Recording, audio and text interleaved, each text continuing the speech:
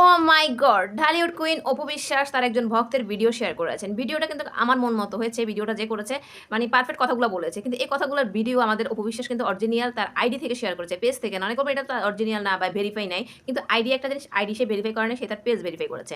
এখন কথা হচ্ছে কি কোন ভক্তের ভিডিও শেয়ার করেছে তা আপনাদের দেখতে হবে, তাই না? আর কি কথাগুলো যে আমার মন মতো বলেছে ভক্ত, এটাও তো জানতে হবে। জানার জন্য ইচ্ছা হচ্ছে না কি ভিডিও শেয়ার করেছে? তাহলে আমরা কি একটু ফোনের স্ক্রিনে যাই? কি বলেন? এটা হলো আমাদের ঢালিউড কুইন অপু বিশ্বাসের অরিজিনাল আইডি, 591 ফলোয়ার। ঠিক আছে? তো আমরা দেখি কোন ভক্ত এই ভক্তের ভিডিওটা শেয়ার করেছে। তাহলে ভক্ত কি বলে একটু শুনি। হ্যাঁ, অপু বিশ্বাসে যদি বলে ছবি যদি করে আমি মিষ্টি খাওয়াবো আমার কানে তুলবে কি অপু বিশ্বাসের জন্য আর আমার আবলা খান যাওয়ার জন্য আরেকটা অনুরোধ অপু বিশ্বাস আপনি আবলা খান জয়ের মুসলমানি করান সুন্নত করাই আমাদের বলেন লাগাইয়া বলেন আমরা কানে জিনিস পাইছি মিষ্টি খাওয়াবো মাশাআল্লাহ, মাশাআল্লাহ।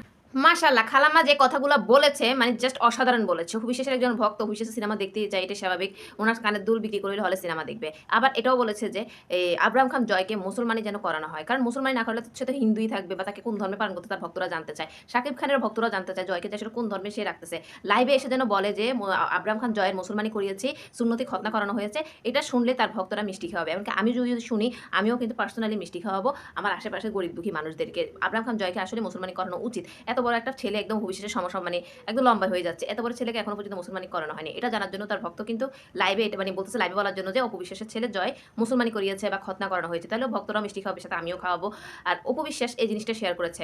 তো উনি অবশ্যই শুনেছে যে ওনার ধর্ম নিয়ে সবাই কিন্তু একটু বিরক্ত। এমনকি ছেলেটা তো মুসলিম পরিবারের জন্ম, শাকিব খানের ছেলে। অ্যাটলিস্ট শাকিব খানের ছেলের ধর্মটা যেন প্রপারভাবে সাবমিট করা হয় পাবলিকের কাছে। কারণ শাকিব খান পাবলিক ফিগার, তার সন্তানরাও পাবলিক ফিগার। অপু বিশ্বাস ধর্ম নিয়ে যাইছে তা করুক। এটা হচ্ছে কথা। এখন কথা হচ্ছে অপু বিশ্বাসের ভক্তগুলো সব অপু বিশ্বাসের মতন একদম বুড়া বুড়া দামড়া কেন?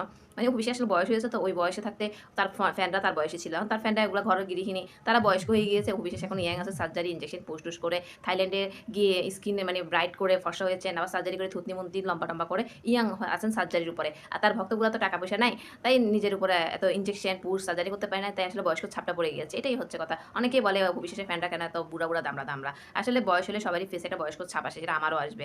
আর যারা সার্জারি করে প্লাস্টিক মারে অপু বিশ্বাসের মতন, তারা হয়তো মানে বয়সটা একটু ধরে রাখার চেষ্টা করে। হয়তো কিছুদিন পরে সেটাও মানে আসবে, এটাও এক্সপায়ার ডেট চলে যাবে। সবকিছুর একটা ডেট আছে, বুঝেন নাই? ডেট এক্সপায়ার হয়ে অপু বিশ্বাসও কয়দিন পরে এরকম বুড়া হয়ে যাবে, আরো বেশি বাজে এবং বিশ্রী চেহারা হয়ে যাবে। কারণ তার শারীরিকের উপরে সে যতটা পরিমাণ অত্যাচার টর্চার করেছে, এটা সাইড ইফেক্ট আছে না। আর ডেট ওভার হয়ে গেলে, যে কোনো জিনিস একটা ডেট আছে, এটা ওভার হয়ে গেলে তখন দেখবেন যে তার চেহারার মধ্যে একটা মানে বিশ্রী কৃত্রিমতা বাজে যে চেহারা, মানে লাইভে আর ভিডিওতে আসতেও পারবে না। যাই হোক, শুভকামনা রইল। আর অপু বিশ্বাস আপনার ছেলেকে মুসলমানি করিয়ে লাইভে এসে বলবেন যে আপনার ছেলে মুসলমানি করিয়েছেন।